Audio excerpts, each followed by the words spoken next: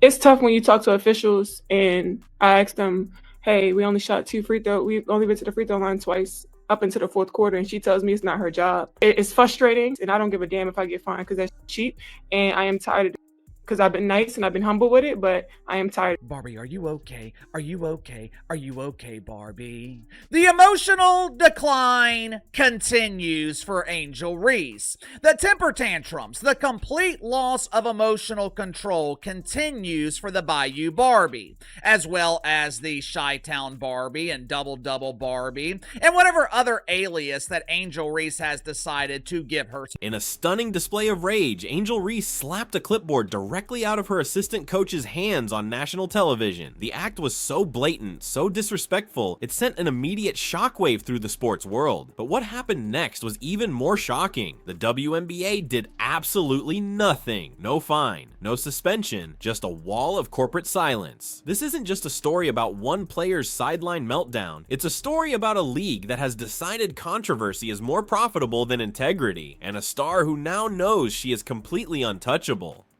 I was like, good God, she can't get out of her own way. And I don't give a rat's how frustrated she is. The Chicago Sky should suspend her for this. They won't, because they're too damn scared of her fans. The stage was perfectly set for a meltdown. The Chicago Sky were spiraling in a frustrating loss to the Washington Mystics, a game slipping through their fingers with each passing second. The air on the bench was heavy with defeat, and the tension was palpable. During a crucial timeout, assistant coach Jessica Breland did what coaches do. She grabbed her clipboard to draw up a last-ditch play, a chance to salvage some pride. But Angel Reese, consumed by a frustration that had been simmering all game, had other plans. In a stunning flash of fury, she erupted. She didn't just yell or stomp her feet. She reached out and smacked the clipboard directly out of her coach's hands. This is some Bush League lack of respect. This behavior can't happen. It can't happen. Look at that. You slap a keyboard out of the coach's hand, they ought to give you 2 to 5 games for that. It wasn't a subtle gesture. It was a violent, dismissive act of public insubordination that silenced the huddle and sent a visible shockwave through her teammates. The cameras captured it all: the aggressive slap, the coach's stunned reaction, and the immediate, awkward fallout. In that instant, the game itself became an afterthought. The only thing anyone could talk about was the breathtaking disrespect they had just witnessed. This wasn't just a player losing her cool. It was a star player asserting a disturbing kind of dominance over her own coaching staff. But as shocking as the act itself was, the silence that followed from the people in charge would prove to be even more revealing. The referees blew every whistle. Like, I'm not joking. I'm not joking. There was one play where Angel Reese dribbled backward. She backed into Aaliyah Edwards and tripped over her own feet and got free throws. The free throws that led to this happening were unbelievably soft. That led to Angel Reese breaking a coach's... As the clip went viral, igniting a firestorm of debate across social media, the WNBA's front office did something remarkable. Absolutely nothing. There was no fine for unprofessional conduct. There was no suspension for disrespecting a coach. There was no public statement condemning the action. The official response, when reporters pressed for one, was the tired and transparent corporate line, "It will be handled internally." In the world of public relations, that is the universally understood code for "we are hoping everyone gets distracted by something else and forgets this ever happened." So Angel Reese, the most toxic player in all of basketball, is out here slapping clipboards out of her coaching staff's hand because she's so mad her team committed a foul in the crunch after she shot 15 free throws this game. This is the lowest of the low disrespect that you can show to your coaching staff. She trying to get y'all locked in, worried about the next play, and you so toxic with your terrible, awful attitude. This wasn't just inaction, it was a calculated decision. The league's deafening silence sent a powerful and dangerous message to every player, coach, and fan. If you are a big enough star, if you bring in enough viewers and sell enough merchandise, the rules do not apply to you. This deliberate lack of accountability created a vacuum, and into that void rushed an even more explosive and divisive question, one that dragged the league's other rookie sensation directly into the crossfire. I would be worried about Angel Reese demanding a trade. Earlier in the season, she had no one to blame but herself, but over the last 4, maybe 5 weeks, Angel Reese has been dominant and you're still losing. Take a moment and imagine the exact same scenario, but with a different player at its center. Imagine it was Caitlin Clark, the Indiana Fever's golden girl, who smacked a clipboard out of her coach's hand on national television. The media reaction would not have been a debate, it would have been an execution. ESPN would have convened emergency panels of former players to dissect her character flaws. Analysts would have penned solemn op-eds about the decline of sportsmanship. There would have been furious calls for a multi-game suspension to send a message that such behavior is unacceptable. You know, this is something that has been talked about by so many other people, but guess what? You've been ignoring it, and now Angel Reese is screaming about it, and do certain people want to take heed and listen? Oh, yeah. It's the group that likes to hate on another player who, and I mean, we largely see the amount of bad calls by officials in these games.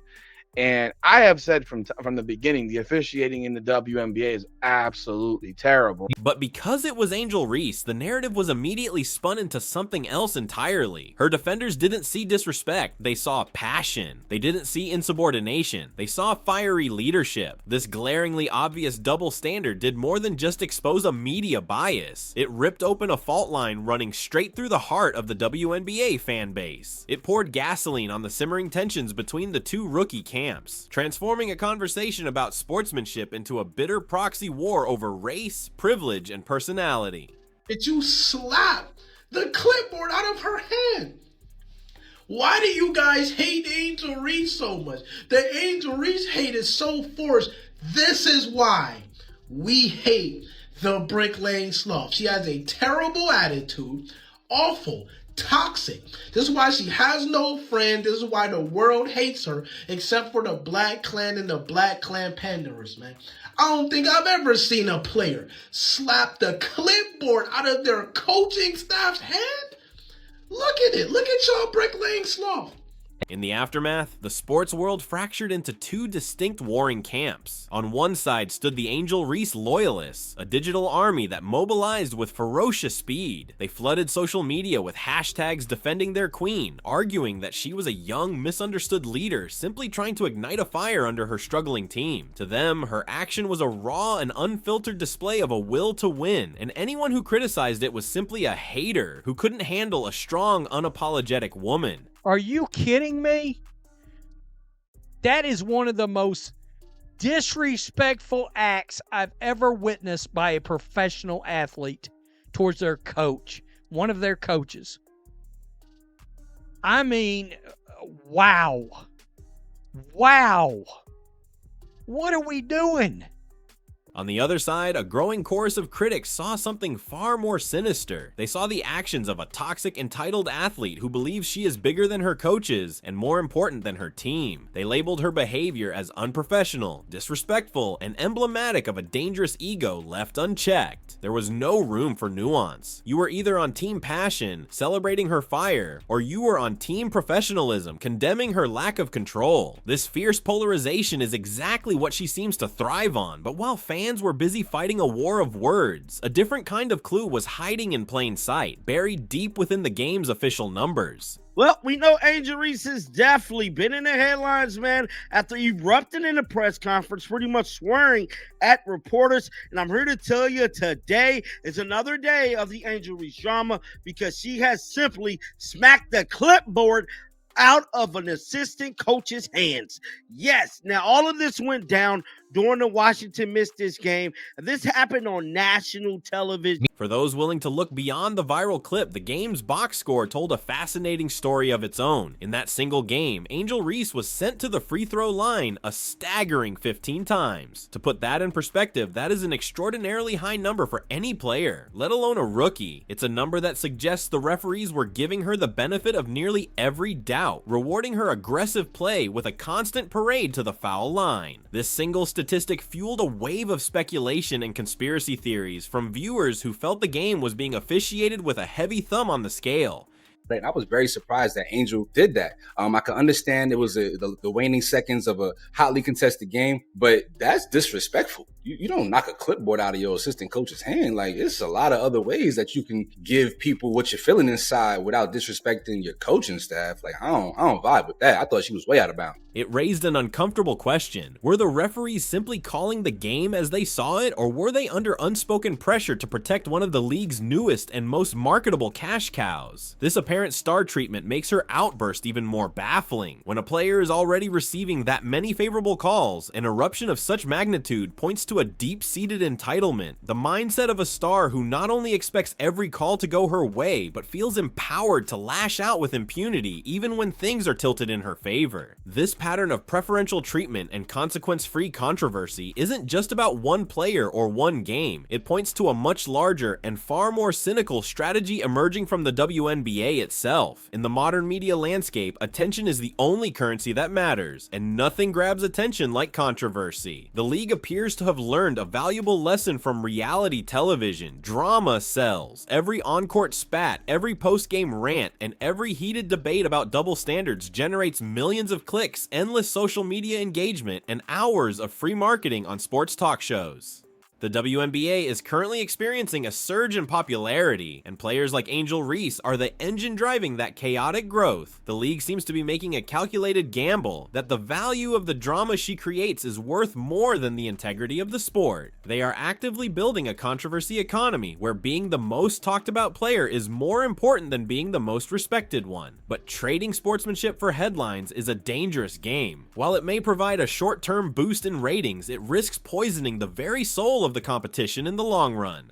In a league that is finally getting the spotlight it deserves, its players are inevitably held up as role models for millions of young girls and aspiring athletes around the world. They are supposed to be symbols of hard work, resilience, and sportsmanship. But with this incident, what lesson is Angel Reese actually teaching? She's providing a masterclass in defiance. She's showing them that if you are talented enough, you can publicly humiliate your superiors without consequence. The message is as clear as it is toxic. Tantrums are a form of leadership, and respect for authority is optional. This goes beyond a simple on-court meltdown. This is the active destruction of the role model myth. Every time an action like this is excused as passion, a dangerous precedent is set. It tells the next generation that accountability is for lesser players, and that the path to stardom is paved with intimidation and disrespect. The league's failure to act doesn't just protect a player, it endorses a poisonous brand of leadership. But if fans were hoping for a moment of self-reflection from Reese herself, they were about to be even more disappointed. After the public outcry and the viral clips faded, did Angel Reese offer a quiet apology to her coach?